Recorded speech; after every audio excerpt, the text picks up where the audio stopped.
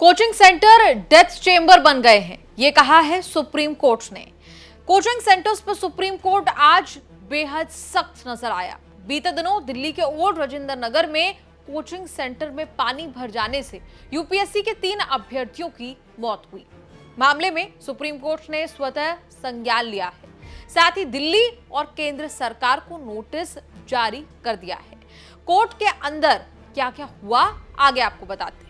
Justice Suryakant और justice उज्जवल भुयान की पीठ ने कोचिंग वाले इस पूरे मामले को सोमवार को सुना।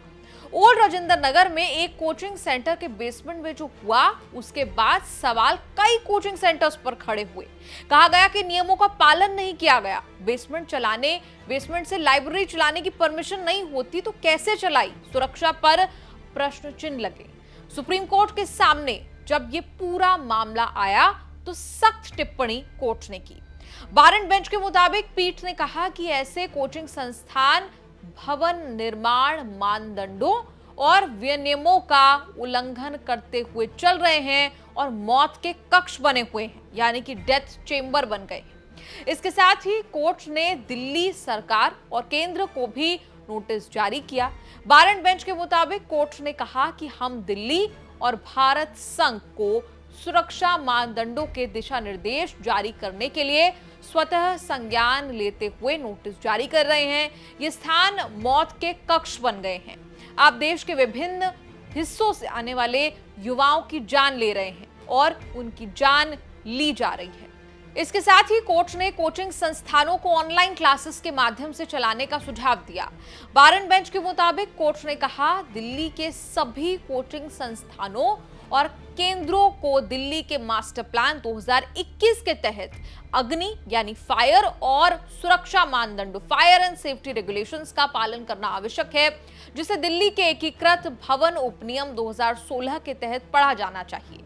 कोचिंग संस्थान तब तक ऑनलाइन संचालित हो सकते हैं जब तक कि वहां पढ़ने वाले युवाओं के सम्मानजनक जीवन के लिए सुरक्षा मानदंडों और बुनियादी मानदंडों का पूर्ण अनुपालन ना हो। ऐसे मानदंडों में उचित वेंटिलेशन, सुरक्षा मार्ग, हवा और प्रकाश लाइट शामिल होना चाहिए। बार एंड बेंच के मुताबिक अपने आदेश में सुप्रीम कोर्ट ने कहा कि हमें नहीं पता कि दिल्ली या भारत संघ द्वारा अब तक क्या प्रभावी कदम उठाए गए हैं। हाल ही में कोचिंग सेंटरों में अपने करियर के लिए शामिल हुए कुछ युवाओं की जान लेने वाली दुर्भाग्यपूर्ण घटनाएं सभी के लिए आंखें खोलने वाली हैं। इसीलिए हम इन कार्यवाहियों के दायरे को स्वतः संज्ञान के रूप में विस्तारित करना उचित समझते हैं, ताकि भारत संघ और दिल्ली को नोटिस जारी किया जा सके कि अब तक क्या सुरक्षा मानदंड निर्धारित किए गए हैं और अगर हां तो उनके अनुपालन के लिए क्या प्रभावी तंत्र पेश किया गया है।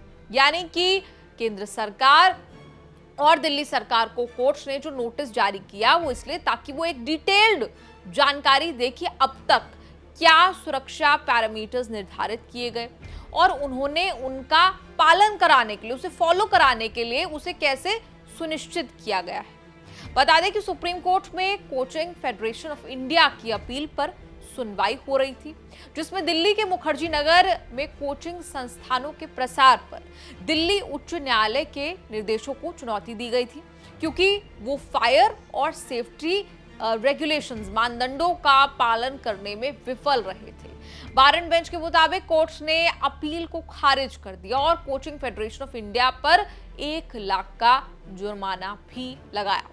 इसके साथ कोर्ट ने कहा, निर्देश देते हुए ये बहुत अनुचित समय है जब ये मामला सामने आया है। ये एक ऐसी स्थिति है जहां देश भर से दिल्ली आने वाले बहुत से युवा अपनी जान गंवा चुके हैं। कोचिंग फेडरेशन की इस याचिका पर हम सुप्रीम कोर्ट बार एसोसिएशन और supreme court advocates on record association के पास जमा करने के लिए 1 लाख का जुर्माना लगा रहे हैं।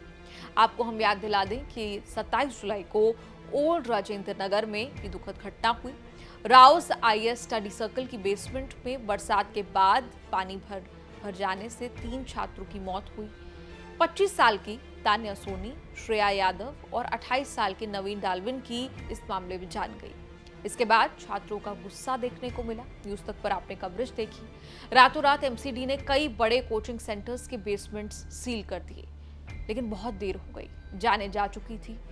कोई भी पहले से दी गई चेतावनी उसे भी सीरियसली नहीं लिया गया। इस पूरी रिपोर्ट पर आपका क्या कहना है? कमेंट्स पर लिखकर अपनी राय जरूर दें और देखते रहिए न्यूज तक।